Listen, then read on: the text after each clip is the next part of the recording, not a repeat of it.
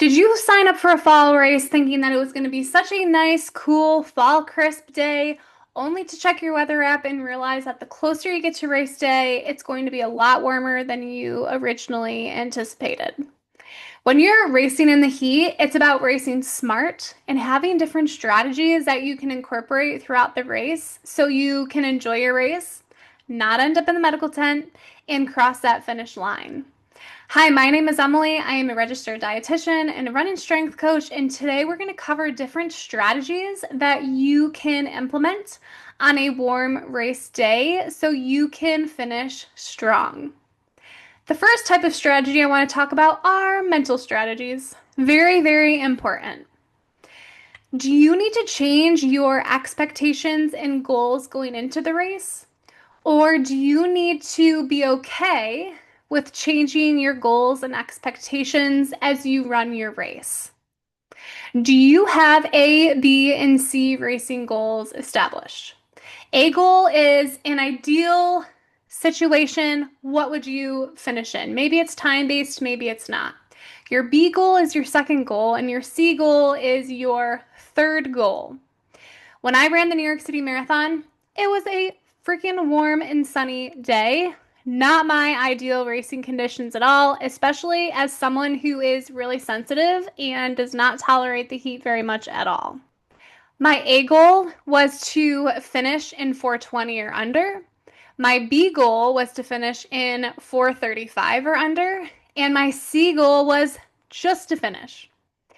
And sure enough, on that warm day, 3 miles in, I had to talking to myself and I said, Emily, going for A goal will not be safe for me today, and I will probably be sick throughout the race and after the race. So at mile 3, I had to adjust my goals, adjust my expectations, and I decided to go for B goal. Well, about halfway through the race, again, I had a talking with myself and I realized B goal is out too.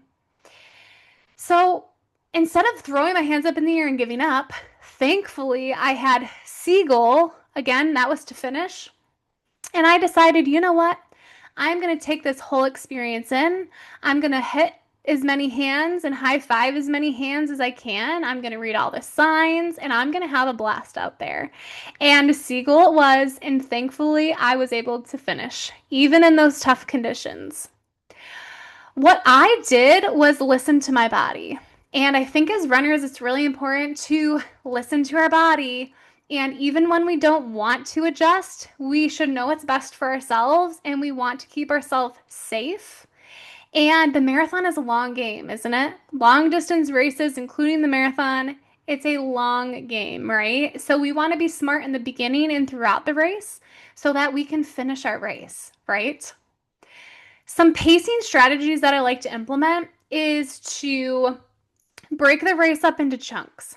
If you think about the marathon distance, 26.2 miles, that seems like a long way to go, right? Especially if you're in the beginning of that race. I think also mentally, too, this can be good to break up your race because then you're only focused on one chunk at a time. The big, like 26.2 miles, that can feel very daunting for many people, including myself. So for the marathon, for example, we can break that up into 5 mile chunks and some change. After each chunk, check in with yourself, see how you're feeling. Are you having a difficult time out there? Are you going too fast? Do we need to slow it down? Do we need to adjust our expectations, right? So check in with yourself and then make a game plan for the next chunk. Also, it can be very helpful on a warm race day to not rigidly stick to your pacing strategy, but to go by effort. Because when we're running in the heat, perceived effort can feel a lot higher than if we were running in cooler conditions. So running by effort can be really smart to do on race day. Also, don't want to, gun it from the start. We want to race conservatively, and we want to be conservative, especially in the first half of a long distance race. Are we overexerting ourselves? Do we want to pick up on that cue and adjust, right? Are we overheating? We want to pick up on some of those cues and signs and adjust. Are we huffing and puffing not really great to be huffing and puffing and gasping for air the first half of a marathon, right? That's a long way to go, and we still have another half to complete after that first half, right? So, again, checking in, picking up on different cues and signals, being smart, and adjusting as we need to. On a warm race day, think about some cooling strategies that you can implement, and I'll share with you some of mine. What I like to do on a warm, hot race day is take water cups on course and throw them over my body. Throw them over my head, have the water kind of slide down my back. That's a way to keep me cool. Some race courses to help runners out on a warmer day will also offer some things along the course, like cooling towels. So you can take a nice cold towel, put it around your neck, and be on your merry way. That could be a good strategy for staying cooler on a warmer race day. So look to see what the course also offers and use those tools to keep your body as cool as you can. Another thing to help you stay cool is what you're wearing, your race day outfit. I personally like to run in a sports bra or a crop top on a hot day with a pair of shorts. Make sure that you're choosing moisture wicking fabrics and avoid cotton, because when cotton gets wet, what happens?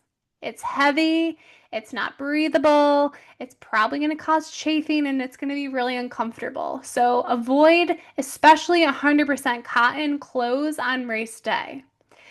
If it's going to be cooler in the morning but warmer as the race goes on, consider layers. I like to hit up my local Goodwill, either buy a sweatshirt or buy a long sleeve shirt, put it on and use it either in the beginning of the race or the first few miles of a race, and then take it off. A lot of races have programs where they have bins or they will collect discarded clothing from the side of the race and donate it. So I like that because I don't feel wasteful in that case. An anti-chafe stick will be your friend. On a warm race day, you're going to be sweating more. Your body is going to be rubbing together, which is normal. Bodies do that. It's okay.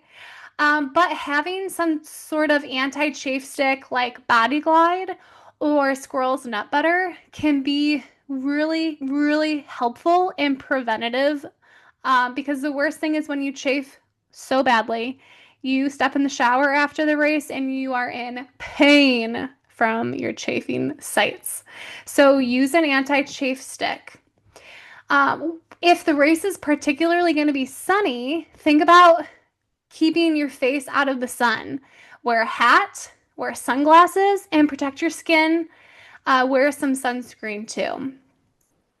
Now, those strategies are very important. All these strategies have a different role on race day, but we have got to talk about fueling strategies and hydration strategies because these go a long way, especially in a long distance race.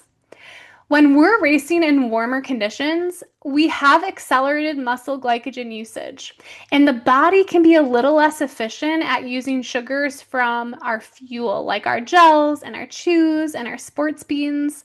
So here are some tips to help you optimize your glycogen stores going into the race and fuel well during the race. One of the best things that you can do to support your performance in a long distance race that's over 90 minutes is to carb load. We have many performance boosting benefits from carb loading in the days leading up to our race. The purpose of carb loading is to maximize our glycogen stores going into the race so we have a bigger pool to pull from on race day. We want to make sure we're eating carbs at dinner the night before our race. And race morning, we also want to make sure we get up, we eat a carb-rich race day breakfast, and we give ourselves enough time to digest. And even drinking some carbs in the form of a sports drink can be helpful, because a sports drink that has carbohydrates can be very helpful in one, helping you fuel, top off your glycogen stores a little bit race morning, and if it has sodium in it, which most sports drinks do, it can also help you to optimize your electrolytes and your fluid intake. So it can help you hydrate well going into your race. Now, your fueling plan for race day. You should be going through, on all of your long runs, you should be going through You should be taking advantage of your long runs and practicing your race day fueling plan. And then all you got to do on race day is repeat it. You have a plan that you've practiced, that you feel confident in, that you know your body tolerates well, and you just have to repeat it on race day. One less thing to stress about, one less thing to worry about on race day. We want to fuel early and often during the race. We want to know what our carb, fluid, and sodium goals are, and we want to hit all those goals within the first hour of our race and every hour after that. We want to hydrate while going into our race, as well as hydrate while during the race.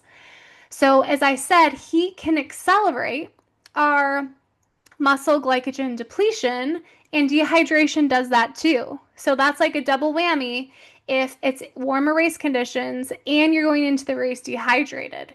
You can put yourself at risk for heat-related illnesses like heat stroke and heat exhaustion. So know what those signs are and make sure that you're doing what you can to hydrate really well.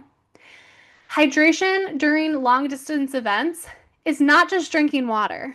Drinking plain water without any sort of sodium in your nutrition plan is very risky. It's dangerous. And you want electrolytes and you want to take in sodium, especially during your race as well. So those are some nutrition and hydration tips to keep you well hydrated on a warmer day and to keep you well fueled on a warm day as well. Now, we know we can't control the weather, right? But we can control how we respond to racing on a warmer day, and we can plan ahead and be well prepared. So I hope that you take these tips, you create a plan for race day, and you'll be really well prepared to run a warm race and to cross that finish line. Good luck.